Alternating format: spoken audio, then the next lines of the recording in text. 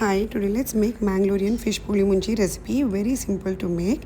In a blender, add in turmeric powder, then goes in some coriander seeds, peppercorns, then goes in some hing or asafoetida, then add in some methi seeds, salt to taste, and then goes in some tamarind and badge chilies.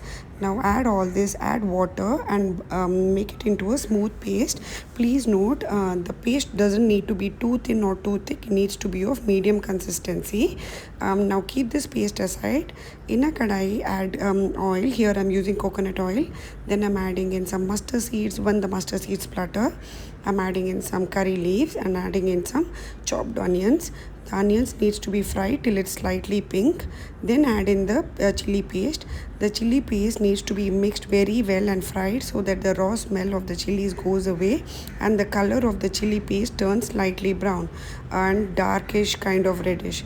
Once it's done, slightly place the fish slowly one by one and cover the fish very well with the chili paste and cover it with the lid for at least 30 minutes. Please note it needs to be on low flame. Fish pulimunchi is ready to serve. Enjoy.